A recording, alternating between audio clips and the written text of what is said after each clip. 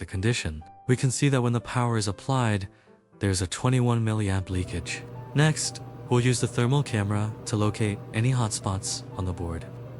We can see that on the opposite side of the corroded area. The small boost IC shows a hotspot at around 36 degrees when power is applied. In this case, we're going to remove it and replace it. We removed the chip directly. Since the camera angle wasn't ideal during the removal, I cut that part out of the video. Now, we'll clean the pads by dragging some low temperature solder across the area.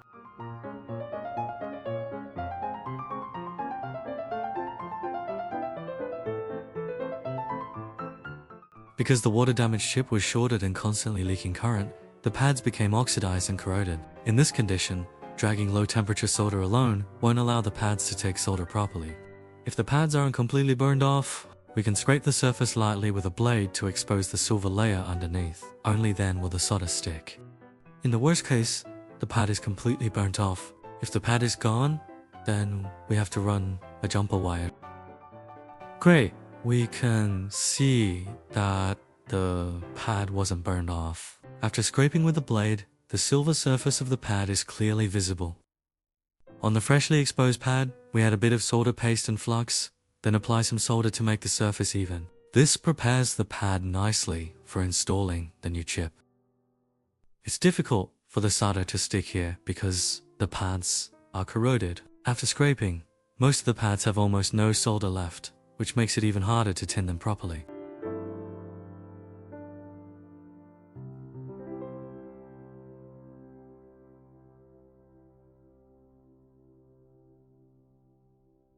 Since this chip rarely fails, we don't keep any spare units in stock. So we'll pull a good one from a donor board and use it for the replacement.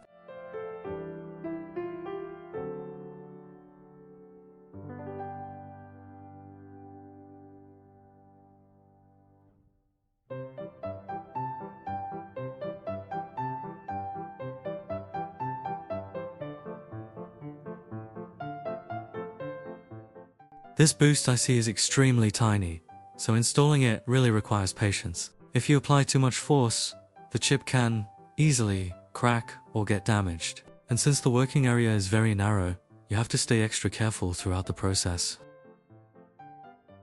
The small resistors and capacitors around the area were also corroded, so I spent quite a while removing them, scraping the pads, retinning, and reinstalling each one. Since the parts were tiny and the process was a bit tedious, I didn't record that section. Now we'll go ahead and install the chip we removed earlier and run a test.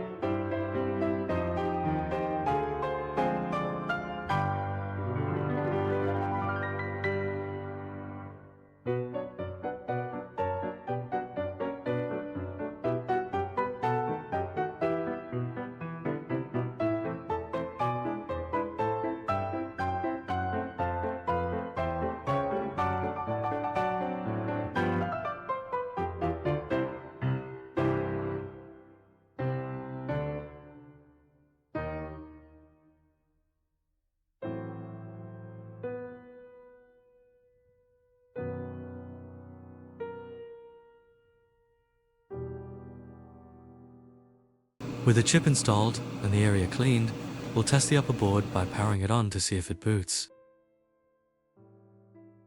With the upper board powered on, we can see there's no leakage. Very good. That means the first power rail isn't shorted. Next, we press the power button to check the boot current, and everything looks normal. The iPhone enters the home screen without any issues. Perfect. We tested the touch function as well, and everything works normally. That means the data is basically safe. We inspected the lower board under the microscope and found no corrosion. The leakage current we measured earlier also matches the reading from the upper board alone, so we can conclude that the lower board is basically fine. We'll re-tin the pads and solder the boards back together.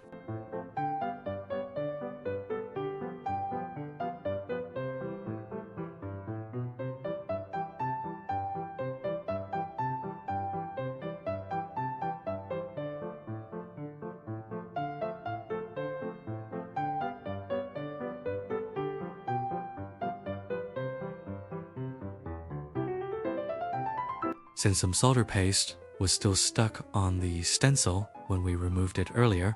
A few pads didn't get enough solder and the surface wasn't perfectly even. To avoid any issues, we placed the stencil back on and used hot air along with tweezers to blow the leftover solder back into the pads. This kind of situation happens quite often, so patience is really important here. We just take our time and make sure every pad gets the proper amount of solder before moving on.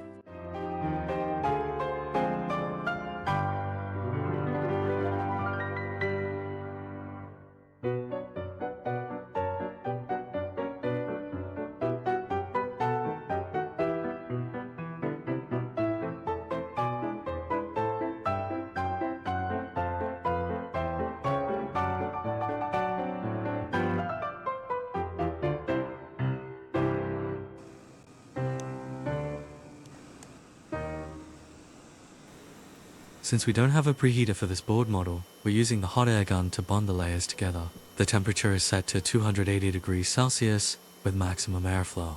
Because the heat is quite high, we need to be careful not to damage the board. So while holding the hot air gun, we keep it moving in circles and avoid staying in one spot for too long.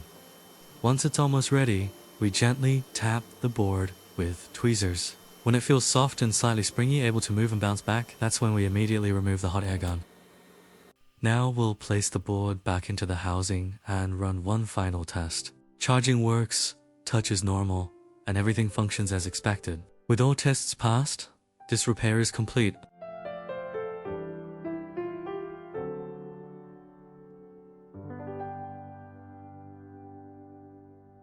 Everything is working perfectly. So, this repair is officially complete. If you found this video helpful, feel free to follow or subscribe for more board level repair content. Thanks for watching, and I'll see you in the next one.